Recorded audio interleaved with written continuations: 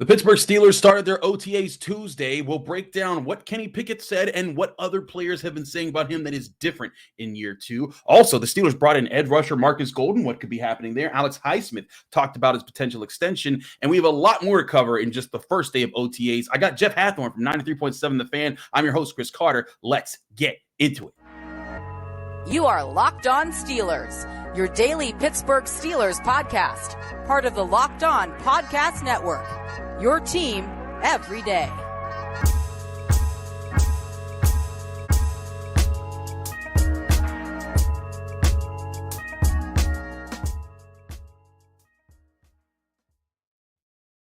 Hello and welcome to the Locked On Steelers podcast. I'm your host, Chris Carter, bringing you your daily dose of all things on the Pittsburgh Steelers. As always, you can find this show on your favorite podcasting apps and on YouTube. Like this video if you enjoyed it on YouTube. Subscribe to this YouTube channel to get all of our daily Monday through Friday episodes, as well as our bonus content. We thank you for making us your first listen every day because we're your team every day. And as I said before, we're joined by Jeff Hathorn, who's at PNC Park right now, setting up for a Pirates game that he's about to cover. This man has no days off. You gotta be outside. It's beautiful. Sorry about the occasional traffic outside, but hey, I mean, we wait for these days. We beg for these days. We finally get these days. And you know, one of these times, Chris, we're gonna go outside the studio. We're gonna have a field day, and we're just gonna go outside and do it. I feel you, man. It's it is also a really nice day. Like, it is a really nice. The weather is awesome right now in Pittsburgh. But let's get to what was, I think, really awesome for people to see with day one of OTAs. Of course, this was the day where everyone was back, not just the rookies, but we got to see Kenny Pickett, and there was, of course, that huge crowd around him. Everyone was asking about Ben Roethlisberger and the stuff that was said on the podcast. But I think the biggest note that came from all of this was how Kenny Pickett was talking about the improvements that they've made and how much further along they are. And also across the board, you talked to Pat Freiermuth, even players like Calvin Austin, who didn't even play last year. Calvin Austin was like, Kenny was like, hey, man, either you keep up with us or you're going to get left behind. And it seems across the board, Kenny Pickett is stepping up as a leader in his second year and challenging his teammates to be better this season so the offense can be better this season.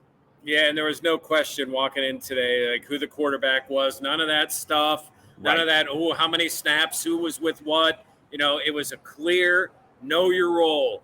You know, as Kenny, you know, as Mitch, you know, as Mason, none of those games. And I tell you what, Kevin Dotson was saying, it's like, man, the confidence that he walks in, not cockiness, but confidence. That he eludes. And when your quarterback is confident, when your leader is confident, you're naturally going to be more confident. And I don't think it's an act. I don't think it ever has been. I mean, Chris, we've seen it. We cover Pitt. I mean, we saw it with the Panthers. Mm-hmm. Like, he just has this thing, that it factor that guys talk about. You know, being the son of a linebacker, I'm sure helps. But he is just, it's that part of it. You can see how if you're a coach you fall in love with. And he takes the first step to hopefully seeing an offense that's going to be a lot better than what we saw and be a lot more consistent than what we saw last year. One thing that Kenny Pickett talked about was the comfort level. He said when he actually went back and not only, like, you know, people talk about studying film. He said he went back and watched the OTAs of last year, not even training camp, not practice, but the original OTAs that he had. He said, quote, it's a different team, honestly, player-wise, but in terms of how many plays and how much we have in already, credit to the coaching staff being here, working hard, guys showing up when they don't even have to be, being here and knowing what they have to do, and to be able to go out there, put 6 installs in or 5 installs, and wherever we are right now, where we only really need 1 or 2, we were only able to do 1 or 2 installs at a time last year. He said just that everyone's working hard, and it was a good day today. But I think Kenny Pickett's point is they're able to move at such a faster pace in how many plays and how many concepts and how many things. And I think this is what we're talking about and how the Steelers offense has a really good chance to be a lot different from last year's offense.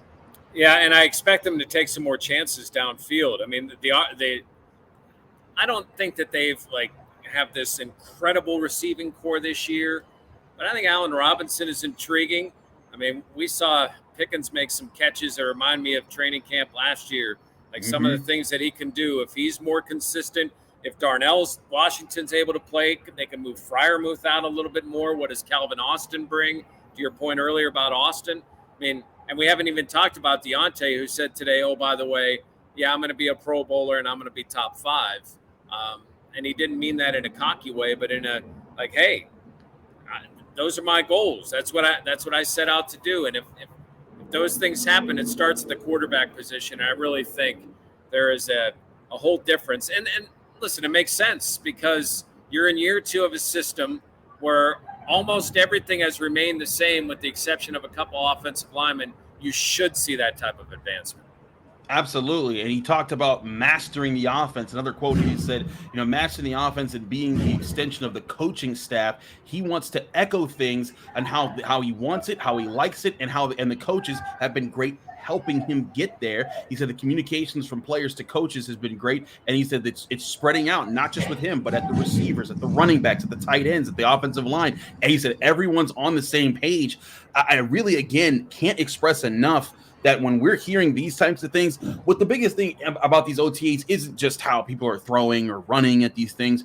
It's what we're hearing back from these guys about what's different from before, especially with where they're at. The Steelers, one of the biggest things that's going to be the story point this year, it's not just Broderick Jones and Joey Porter Jr. It's not just, is TJ Watt healthy? It's can Kenny Pickett make a legitimate second-year leap at quarterback? Because if he does, if all this stuff that we're seeing, he's saying the right thing, people are saying the right things about him, if all of that it proves to be true, it puts the Steelers in a much different situation. They can ask more of Kenny Pickett. He can do more. I think it opens up the offense, and we're talking about, for the first time in several years, maybe a Steelers offense that puts points on the board and backs up its defense. And if the defense lives up to its hype, this becomes a really competitive football team.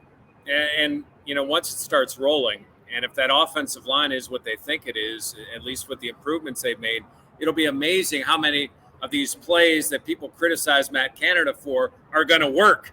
They're going to say, wow, great jet sweep. I can't wait for that day. Man, great call on that jet sweep. I'm telling you, it is coming. In a way, we saw it remember at the end of the year, that Hayward inside handoff, that was a big success. I think it was on a third down, too. Yeah, it was a third down to close the game against the Raiders. Type of plays will work when your basic offense is working and your line is moving people. And I think they can really be a lot more aggressive with Kenny because of the way he's stepped in to this system. And he's gained their trust. We've discussed this before. Yes. Kenny had to earn that trust from his team because of what Mike Tomlin put him in. He earned that trust last year. And then what he's done in the offseason, he's gained some more muscle. He's come in with that swagger that you need at quarterback. Like, they're feeling it. And you're right. If we go off what we see in OTAs, I mean, the Steelers will be 17-0. You're not hitting anybody. Everything is perfect. But it's those little things that guys say about other guys, whether they're rookies, second years, leadership positions. When you start hearing that stuff, that's when you know that you have at least the makings of a football team. Then they obviously have to go prove it. But until they can prove it on the field, we're hearing those things that you need to hear from winning teams. Absolutely. I want to talk more about the offense in a little bit, especially with the offensive line. Also, what does the visit of Markus Golden, an edge rusher, formerly last time with the Arizona Cardinals, what does that mean for Omar Khan's plans in free agency and some secondary talk here? All in the Locked On Steelers podcast. Stick with us. We'll be right there on it. But first, I want to tell you guys about our great sponsors at FanDuel Sportsbook. Now, FanDuel Sportsbook is the #1 sportsbook in America. And with the NBA playoffs on fire right now, there's no better place to get on the action than FanDuel, America's #1 sportsbook. The NBA Finals are right around the corner. They begin June 1st. As of this recording, the Miami Heat still have to play the Celtics. We'll see if they finalize, if they sweep out the Celtics, and we know it's Nuggets Heat. But either way, you can make money on the NBA playoffs and the NBA Finals by going to FanDuel, America's #1 sportsbook. And if you miss on your first bet and you're a new customer, they have what's called the no sweat first bet, which gives you up to $1,000 back in bonus bets if your first bet doesn't win. Just go to FanDuel.com/lockedon and you can sign up today for your no sweat first bet, where you can bet on anything from who scores points, who wins the series, who wins it all, right on FanDuel Sportsbook, an app that's safe, secure, and super easy to use. Don't miss your shot at a no sweat first bet up to $1,000 back in bonus bets when you join FanDuel today. Just go to FanDuel.com/lockedon to sign up. Make every moment more with FanDuel, America's #1 sportsbook.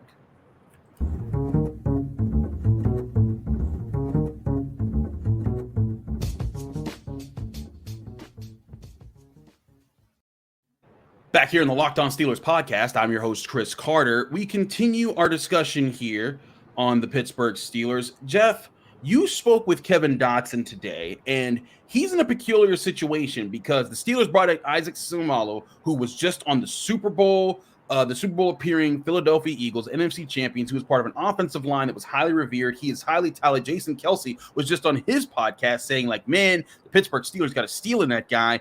And obviously that puts pressure on Kevin Dotson, who, along with Dan Moore Jr., gave up among the most sacks on the Steelers roster last season. What was Kevin Dotson's response when you guys asked him about the pressure of a guy being added to the roster like that? Yeah, and I give him a lot of credit because he talked about it. He didn't go hide. He didn't say no comment. He said, you know, when they signed Herbig, he got a call from his offensive line coach saying, hey, you may have seen this. Don't worry. We're bringing him in for depth. We need a guy that we can plug and play in case of an injury. They signed Seumalo. He still hasn't heard from anybody. Hey. Like, they haven't talked to him about his role. They haven't said anything to him. Like, they went silent on him. Wow. He walks into OTAs. He still doesn't know what the coaches were saying. He told us, you know, that Pat Meyer, he didn't have an exit interview with Mike Tomlin because Tomlin scheduled it. It couldn't work. But he had one with Pat Meyer, and they said, hey, you know, you need to decrease the penalties, but we like your game. He had no idea that they were going to replace him. And he knows, like, you don't spend that kind of money on a guy that's going to be a bench player. Like, Seumalo is going to start. Yeah. And, you know, he's not sure what to do, but he said this: all I can control is what I can control, is to go in there and work hard every day. And if I do that, either this team or some other team will see what I'm doing, and I'll get an opportunity. But it's a really tough, I mean, it's the human side that it's easy for us to be very callous about and be GMs and say, oh, replace this guy or put, well, right. Here's a guy who grew up a Steeler fan, got drafted by the Steelers, finally was healthy for a full season, played every snap, seemed like he improved during the year. The line definitely improved during the year. Had no idea, and all of a sudden, someone's taking your job. Like, that's tough, and I thought he handled it well, and he's going to be key. I mean, injuries are going to happen. They're not going to have what happened last year where nobody got hurt on that O-line. How does he buy into being a swing, what that role is, or does he do well in preseason and he become trade bait for a draft pick? That could be a thing. And you know, one, that depth is very important. Like you said, I think that, you know, karma works in cycles where, like, sometimes the Steelers have been beat up on the offensive line. Maybe this past year was some payback just to give them a year where they didn't have to worry about it at all. But that also is going to swing right back. There's going to just be bad luck that comes your way. And it's good to have depth that's ready for that. And Kevin Dotson, I think, definitely fits the bill as a guy who started for them. But I'm sure he's looking at a position, the next time I set foot on a field in a regulation game, I'm looking to prove myself. And I think that the way that he's at least talking right now is the approach of a guy who understands he has to make the best of this next opportunity, which could just make him a better player. And Chris, it was a grown man response, which again, sometimes we don't see. But he faced it. He answered questions about it. I talked to Dan Moore as well, and Moore understands you don't draft a guy in the first round to sit. I mean, maybe it doesn't happen right at the beginning, although I think we both probably think it will. But he knows long term that he's not going to be the answer. But he said, like, hey, I'm just going to go in. He admitted to that on Tuesday he was the first guy with the first left tackle, so he was with the first team.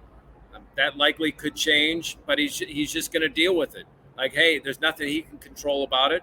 He's going to be a good teammate, and he's going to come in and work hard. So, I think for the fans to know that there's a personal side to this. These guys develop relationships, and how these things are handled, not just by the staff, but internally, is big for a team. And it seems like both these guys, who could be really bitter and sour and skipping voluntary workouts, they both were there, went through all the drills, and handled themselves very well.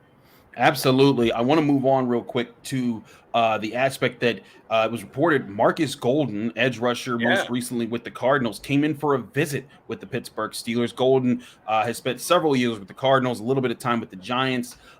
He's a 32-year-old edge rusher who'd be coming in, and it's a wonder if you're wondering what could he bring to the Steelers. He's 6'3". He's more of an outside linebacker type that would fit in there, less of the defensive end, bigger type of guys like Alex Highsmith. And it makes you wonder. The Steelers have not signed him as the time of this recording, and so it's not official yet. They brought in Quan Alexander recently as well.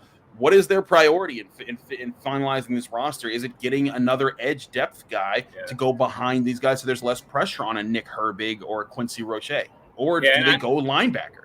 And I like those two guys because I think there's two guys you can build with. Mm-hmm. But we're talking about a team that got off to a slow start last year, that is determined not to get off to a slow start this year. Well, how can you do that when you're going to put a rookie or a guy in Roche who you didn't believe in, 2 years ago, and you're going to put them into key snaps in games? Because there'll be times when both of those guys at certain points will be off the field, and you're going to have them come in and sub in. They need to have a veteran. Maybe because Malik Reed didn't work. Maybe because the fact that the one before was a disaster in terms of how that whole meshed together.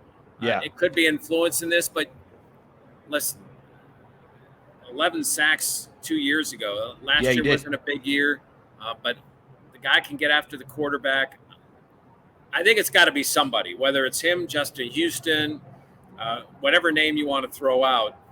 They've got to have a veteran in there that can play some snaps and, most importantly, knows their role.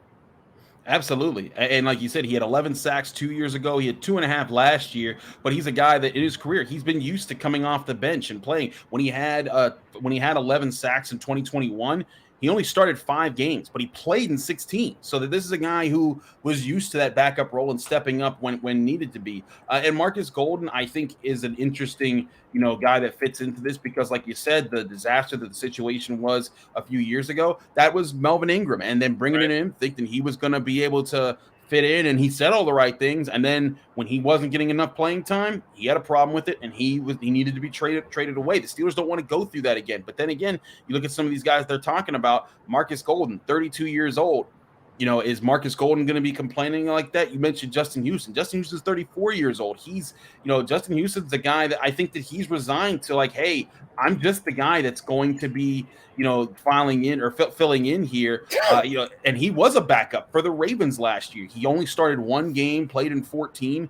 I think that if they can find a veteran in any of these circumstances that fits that role, that would be very key to what they're doing right now.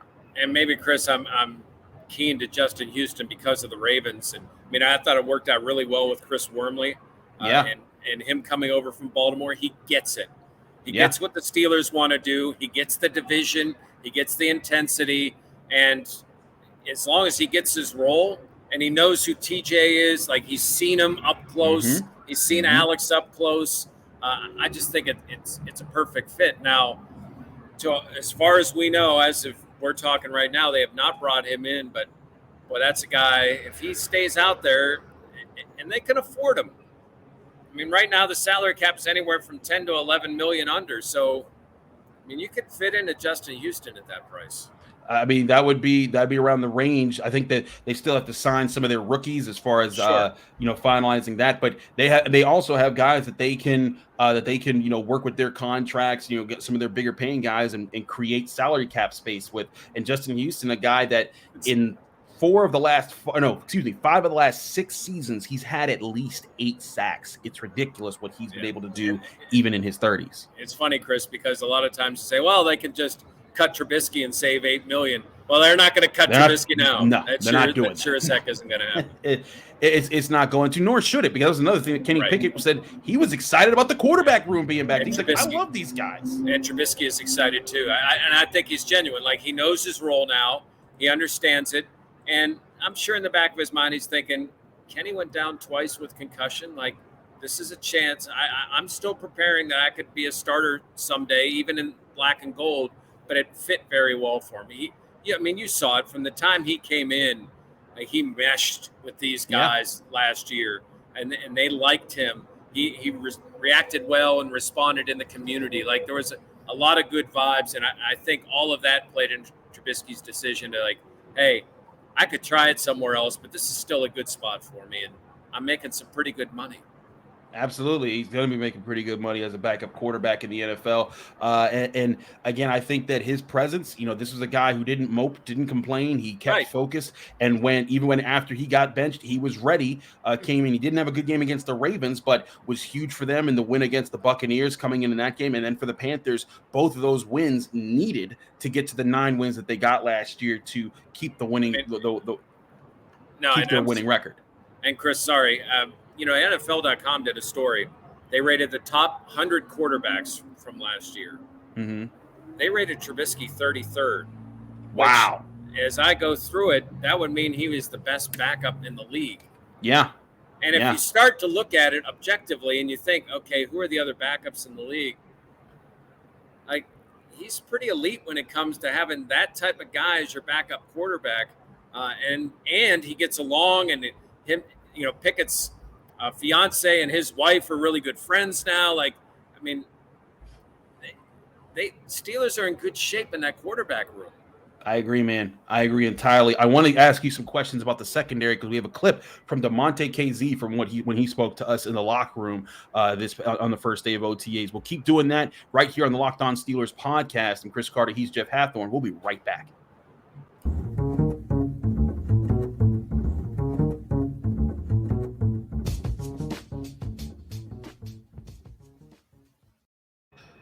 Back here on the Locked On Steelers podcast, I'm your host, Chris Carter, here with Jeff Hathorn of 93.7 The Fan. Jeff, want to talk to you about the secondary a little bit here because we've talked a lot about how it's going to be made up with Joey Porter Jr. and Patrick Peterson at the cornerback position, but we've also talked about the flexibility that's going to be needed. Who's going to fit in the slot, who's going to fit here. And when we talked to Damontae Kazee, I think like a good re-signing by the team to keep him around, he was pretty open about it. Here's Damontae Kazee responding to some of our questions earlier on Tuesday. How important is flexibility to you guys, especially this year, being able to fulfill different roles in the secondary? I mean, that's every year, so you ain't just looking at one position. You're looking at all types of positions on the football field, especially as a DB. So it's going to be new everybody. So it's going to be some new looks out there this year. Not new Minkah. What's it? Not new Minkah. You got to let Minkah be Minkah. You don't move him too much. You got to just let him be Minkah. Yeah. What is the key to working with him and communicating with him to make sure you guys can maximize what you do? It's actually good.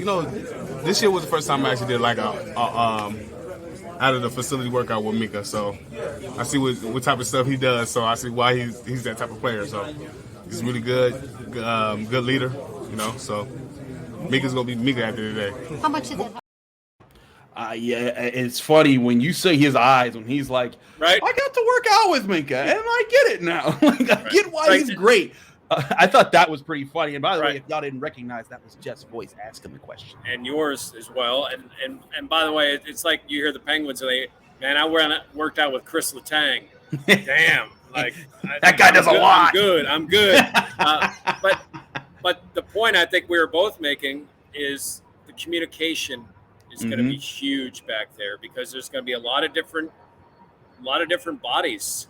Some guys that are going to be in different roles that they either haven't played in a while, like getting that communication right away, which is why it was great to see Minkah there for the first day of OTAs, even if they're not in live drills, even in some of the drills that they do, for those guys to kind of understand where the other person is, that's going to be critical for this defense. Because you think about Minkah from 2 years ago, like no one's back there that he knows.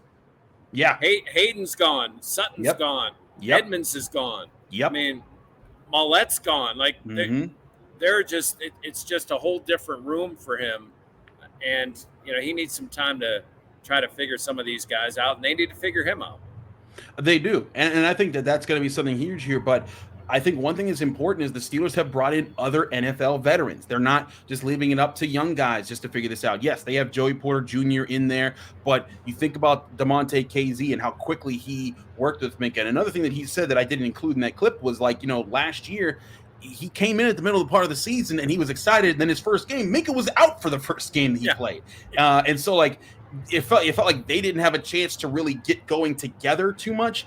And now they're going to be the group that's back there. But you add in Keanu Neal, you add in Chandon Sullivan at the slot corner position. Right. We talk about Patrick Peterson as a veteran at the corner position.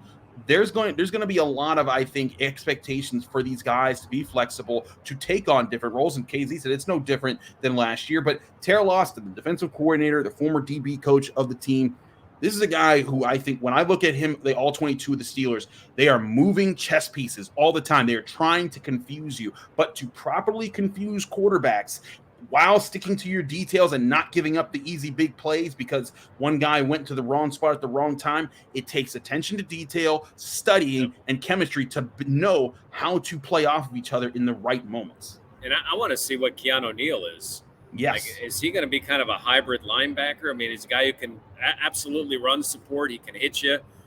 There's so many different guys that can move around. And here's one other thing that well, they've got to work in concert with the middle linebackers. And those guys are new too, with the exception of Robinson, although Robinson's not expected to start. So Roberts is in there. Holcomb will get in there at some point, going through drills. But that's another piece to that puzzle. But the one thing that makes those secondary guys better, when Watt and Highsmith are playing at a high level. Absolutely, and being healthy too at the same time there, because that's another thing that we talked about. And I think that's going to be, I talked a little bit to Alex Highsmith about this, and I mentioned last year Minkah Fitzpatrick was saying this is going to be a top 5 unit, and and then of course TJ Watt gets hurt. And then they kind of take a step back. But I get the feeling that talking to these guys, they feel the same way. This year, they still have Cam Hayward, they still have Minkah Fitzpatrick, they still have TJ Watt, Alex Highsmith. They've reinvested it inside linebacker. DeMarvin Leal is excited to be back this year. Ogunjobi's back this year. They're excited about Keanu Benton. There's a lot of really good pieces here that I think veterans that and you trust, but also new exciting pieces that can fit into the puzzle. And if it fits the right way, maybe they are one of the best defenses again in the NFL this year. And again, with what we're talking about, just making improvements on offense, plus that, I get why this team feels really excited right now about what they've got in this locker room. I mean, the AFC is so good.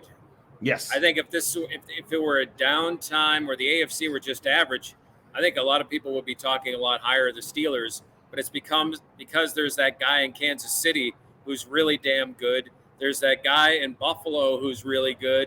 And, oh, by the way, a Hall of Famer just went to the Jets. Yeah. Miami, you don't know about. Lamar Jackson is back, happy with a new contract. What is Deshaun Watson? And Joe Cool is pretty good too. And, we haven't even mentioned a few of the teams down south that we really don't know what they're going to be this year. Is Trevor Lawrence going to kind of pick up where he left off? Is Tennessee going to bounce back after a down year last year? I mean, and what if the Colts get quarterback play? I mean, it's awesome, but I think the Steelers are in the mix. The last 2 years, I think it was more living on their reputation. I think this year, this is a legitimate playoff team. How far they can go is going to be how some of these questions are answered. But if you're thinking postseason or looking at teams in the postseason, you don't include the Steelers, you're not looking right, because this is a team that absolutely has playoff potential and a playoff roster. I agree entirely. We'll see how they continue their OTAs. Jeff Hatham will be there. I'll be there, just covering it, getting talking to players, seeing how things are playing out. That starts with that continues Wednesday as day 2 continues here. Jeff, thanks so much for joining us here on the Locked On Steelers podcast and doing so from PNC Park. Jeez, and by the way, the sun comes out for us right now. So I mean, the sun has a clue. They know they want to be. If you want to be illuminated on Steelers talk, it's Locked On Steelers. Absolutely. We thank you so much. Let people know they can find you, follow you, and get more of your work. Yeah, you could find me at 937thefan.com, all of our stories with Josh Roundtree, and you can get me on Twitter at jhathorn, only if it's nice, though.